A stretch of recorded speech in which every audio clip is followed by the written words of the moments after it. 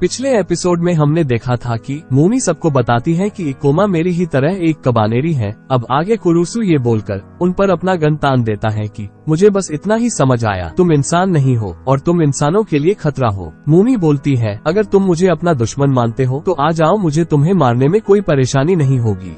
पर अयामे वहाँ आकर कुरुसु को रोक देती है और बोलती है, अगर ये दोनों नहीं होते तो हम सब मारे जाते।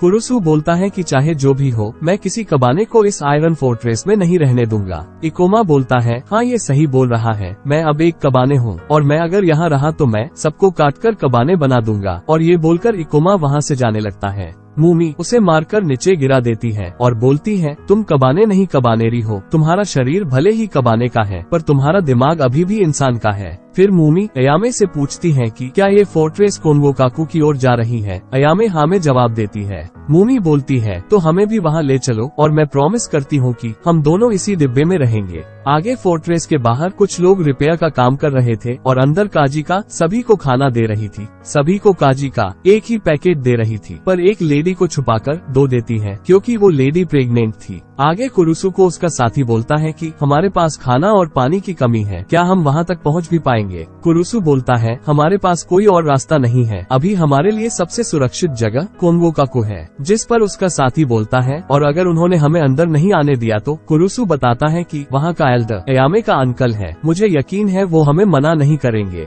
आगे इकोमा को फिर से वही डरावना सपना आता है और वो डर कर उठ जाता है और अपने शरीर को देखने लगता है। मूमी बोलती है कि तुम्हारे सारे घाव अपने आप ठीक हो चुके हैं क्योंकि अब तुम्हारे पास कबाने की बॉडी है। इकोमा उससे पूछता है कि क्या हम सच में कोनगोकाकु जा रहे हैं। मूमी बोलती है, हाँ, क्योंकि मैंने अपने भाई को प्रॉमिस किया है। मैं एक जरूरी मिशन पर हूँ और इससे ज्यादा मैं तुम्हें कुछ नहीं बता सकती, पर क्या तुम भी वहाँ जाना चाहते हो। जिस पर इकोमा बताता है वो जगह कबाने की रिसर्च में सबसे आगे है, वो शायद इस कबानेरी कंडीशन के बारे में कुछ तो जानते ही होंगे और वहाँ मुझे साबित भी करना है कि मेरा दिमाग अभी भी मेरे काबू में है। आगे मूमी बोलती है, तो ठीक है, फिर मैंने फैसला कर लिया है कि तुम मेरे साथ इसी फोर्ट्रेस में रहोगे, मेरा शील्ड बनकर। इकोमा पूछता है, शील्ड से तुम्हारा क्या मतलब है। मूमी बताती है कि अगर मैं लंबे समय तक लड़ाई करती हूँ तो मैं अपने आप सो जाती हूँ, इसलिए मुझे जिंदा शील्ड की जरूरत है जो मुझे ऐसे टाइम में बचा सके। और वैसे भी अब तो तुम्हें कबाने द्वारा काटे जाने की आदत तो हो ही गया होगा। ये सुनकर इकोमा चिढ़ जाता है और मूमी को मारने के लिए आगे बढ़ता है, पर मूमी उसे फिर नीचे पटक देती है और उसे बोलती है, अब जब हम साथ हैं तो चलो तुम्हारा ट्रेनिंग शुरू किया जाए, और उसे फिर मारने लगती है।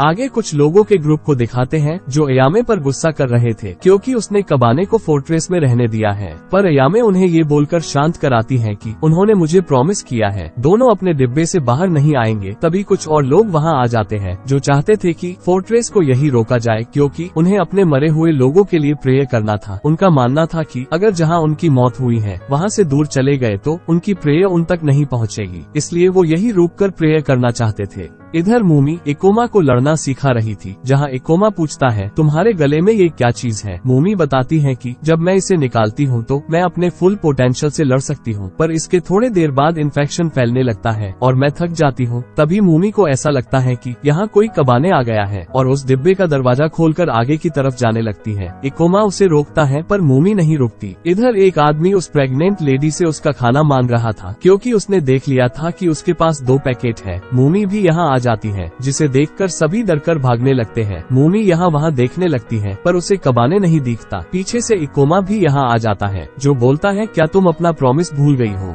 यहाँ कुरुसु भी आ जाता है जो बोलता है, आखिर तुम्हें इंसानों की भूख ने यहाँ खींच ही लाया, और उन पर गोली चलाने ही वाला था कि अयामे और वही बुरे लोगों का ग्रुप भी यहाँ आ जाते हैं। अयामे मूमी से बोलती है, तुमने प्रॉमिस किया था ना, फिर क्यों बाहर निकले। मूमी बोलती है, अगर मैंने रीजन बता भी दिया तो तुम नहीं समझोगी। ग्रुप के लोग अयामे को बोलते हैं, अभी भी टाइम है, इन कबाने को फोर्ट्रेस से बाहर फेंक दो। मूमी बोलती है, अच्छा कोशिश तो करके देखो। तभी पीछे से एक आदमी वहाँ आ जाता है जो बोलता है कि कैप्टन, जिस पानी की टंकी को हमने ठीक किया था वो फिर खराब हो गया है, अब ये फोर्ट्रेस अगले स्टेशन तक नहीं पहुँच सकती, इसे हमें रोकना पड़ेगा। आगे हम देखते हैं कि फोर्ट्रेस को पानी के टैंक के पास गोल आकार में खड़ा कर देते हैं और सभी सिपाही गन लेकर चारों तरफ निगरानी रखते हैं। कुरुसु अयामे को बताता है कि आसपास कोई कबाने नहीं है। अयामे पूछती है हैं कि पानी की टंकी को बनाने में कितना टाइम लगेगा, जिस पर वहाँ आदमी बताता है कि ये काम सुबह तक ही हो पाएगा। आगे अयामे कुरुसु को बोलती है, जब फोर्ट्रेस रुक ही गया है तो मैं उन बुजुर्गों के साथ मिलकर अपने पिता के लिए प्रेयर करना चाहती हूँ। रात को सभी मिलकर अपने मरे हुए लोगों के लिए प्रेयर कर रहे थे, तभी अयामे को पीछे से आवाज आती है, जहाँ वो देखती है कि ग्रुप का एक आदमी दूसरे लोगों को मूमी के खिलाफ भड़का रहे थे। इधर मूमी इकोमा को बोलती है, क्या तुम प्रेयर के लिए नहीं जाओगे? पर इकोमा बताता है कि मेरी फैमिली सालों पहले ही मर चुकी है। आगे मूमी पूछती है कि ये तुम्हारे राइट हैंड में ये क्या चीज है, जिस पर इकोमा अपने बचपन की कहानी बताने लगता है। जब वो अपने सिस्टर के साथ एक नदी के किनारे खेल रहे थे, तब उसे 2 पत्थर के टुकड़े मिले थे, जो हमें बहुत ही सुंदर लगा। मैंने अपनी सिस्टर को कहा था कि तुम दोनों रख सकती हो, पर उसने मुझे एक दे दिया, ये बोलकर कि ये एक गुड लक चार्म है। पर जब 5 साल पहले कबाने ने हमारे रहने की जगह पर हमला कर दिया था, तब सभी लोग वहाँ से भाग रहे थे, पर हम दोनों पीछे रह गए। एक कबाने ने मेरी सिस्टर को पकड़ लिया, पर मैं बेवकूफ वहाँ से भाग गया दूसरे लोगों से मदद मांगने के लिए, पर किसी ने मेरी मदद नहीं की। और जब मैं वापस आया तो मेरी सिस्टर जमीन पर पड़ी हुई थी, उसका शरीर कबाने में बदल रहा था। मुझे पता था अब देर हो चुकी है और मैं बस रोता ही रहा। फिर मैंने सुसाइड बैग निकालकर उसे वहीं मार दिया। आगे कुछ लोग हथियार लेकर डिब्बे के पास आ गए थे, जिन्हें अयामे रोक लेती है और उनसे पूछती है, तुम लोग यहाँ क्या करने आए हो? जिस पर लोग बोलते हैं कि कबाने हमारा दुश्मन है, अगर उन्होंने पहले हमला कर दिया तो हम बच नहीं पाएंगे, इसलिए हमें ही पहले हमला करना चाहिए। अयामे बोलती है, पर उन्होंने ही तुम सबकी जान बचाई है। फिर अयामे डिब्बे के अंदर आ जाती है। मूमी बाहर लोगों को हथियार के साथ देख लेती है और बोलती है, अगर इन्हें लड़ना ही है तो मैं खुशी से इसके लिए तैयार हूँ। और ये बोलकर मूमी सभी लोगों के बीच कूद जाती है। इकोमा चिल्लाता है कि मूमी इन्हें उकसाओ मत, पर वहाँ खड़ा उस ग्रुप का आदमी इन्हें भड़काता है कि देखो मैंने बोला था ना, ये हमारा दुश्मन है। फिर सभी लोग हिम्मत करके मूमी की तरफ बढ़ने लगते हैं, पर अयामे सभी को चिल्लाकर रोक देती है। इसके बाद मूमी भी वहाँ से चली जाती है। आगे हमें उस प्रेग्नेंट लेडी को दिखाते हैं जो प्रेयर कर रही थी। तभी हम देखते हैं कि उसका दिल भी कबाने की तरह चमकने लगा था। यहाँ मूमी भी आ जाती है, जो काजिका के पास आकर बोलती है, क्या तुम मेरा एक काम कर सकती हो? काजिका उससे पूछती है, क्या काम बताओ? तभी एक बच्चा रोने लगता है, जिसे काजिका शांत करने की कोशिश करती है। मूमी भी उसका साथ देने लगती है और बच्चा हंसने लगता है। इधर डिब्बे के बाहर अयामे इकोमा को बोलती है, मुझे याद है तुमने मेरे पिता को कहा था कि हमें अपना हथियार गलत लोगों पर नहीं उठाना चाहिए। और अपना नाइफ निकालकर इकोमा के सीने में घुसा देती है और पूछती है कि क्या कबानेरी हमारे दुश्मन है? अब इस आयरन फोर्ट्रेस की जिम्मेदारी मेरी है, मुझे पता होना चाहिए इसके अंदर जो है वो हमारे दोस्त हैं या दुश्मन। आगे अयामे बोलती है, तुम अपने राइट हैंड का इस्तेमाल करके मुझे मारकर काट क्यों नहीं रहे हो? जिस पर इकोमा बोलता है कि मैं ऐसा नहीं कर सकता, क्योंकि मैंने किसी को प्रॉमिस किया है कि मैं अब कभी भी नहीं भागूंगा और अपनी जान बचाने के लिए किसी दूसरे मासूम को मरने नहीं दूंगा। अब मेरी जिंदगी का एक ही मकसद है, जो भी कबाने हमारा दुश्मन है उन सभी को मारना। ये सुनकर सभी लोगों का गुस्सा शांत होता है और सभी यहाँ से जाने लगते हैं। अयामे जो भी हुआ उसके लिए इकोमा से माफी मांगती है और पूछती है कि तुम मुझे रोक भी सकते थे, पर इकोमा बोलता है कि इससे तुम्हें चोट लग सकती थी, क्योंकि मैं अभी अभी कबानेरी बना हूँ तो मैं अपने आप को कंट्रोल नहीं कर सकता। पर तभी इकोमा को कुछ होता है और वो नीचे गिर जाता है। ये देखकर अयामे उसे देखने आती है। इधर मूमी सभी बच्चों के साथ खेल रही थी और इसके बाद काजिका को बोलती है, इन सब ने तो मेरा और भी भूख बढ़ा दिया है। काजिका बोलती है, यहाँ डम्पलिंग सूप रेडी है, मैं तुम्हारे लिए भी ले आती हूँ। मूमी उसे बोलती है, पर मुझे तो ब्लड चाहिए। ये सुनकर सभी लोग डरने लगते हैं। काजिका बोलती है, पर क्यों? मूमी बोलती है, आखिर मैं एक कबानेरी हूँ, मतलब हाफ कबाने। एक लेडी काजिका को बोलती है, तुम इससे दूर रहो, ये मॉन्स्टर है, ये हम सबको काटकर कबाने बनाना चाहती है। और उसे कुछ फेंक कर मारती है, जिससे मूमी आसानी से बच जाती है और बोलती है, इसमें मेरी गलती नहीं, मैं तो बस भूखी हूँ। तभी उस प्रेग्नेंट लेडी को दिखाते हैं, जो अब पूरी तरह कबाने बन चुकी थी, जिसे देख लोग चीखने लगते हैं। मूमी उसकी तरफ बढ़ने लगती है। काजिका उसे रोकती है और इससे पहले कुछ बता पाती, मूमी सिपाही से उसका तलवार लेकर उस लेडी के सीने में घुसा देती है और लेडी मारी जाती है। काजिका मूमी को बोलती है उसके पेट में बच्चा था। इधर डिब्बे में अयामे इकोमा का ख्याल रख रही थी। इकोमा की आंखें खुलती हैं, जो पूरी तरह से लाल थी, और इकोमा उठकर अयामे की तरफ बढ़ने लगता है और उसे गिराकर उसे काटने ही वाला था कि ये एपिसोड यही खत्म हो जाता है। नीचे कमेंट करके बताना आपको ये एपिसोड कैसा लगा। आज के लिए इतना ही, जल्द ही मिलते हैं अगले वीडियो में, तब तक के लिए बाय बाय।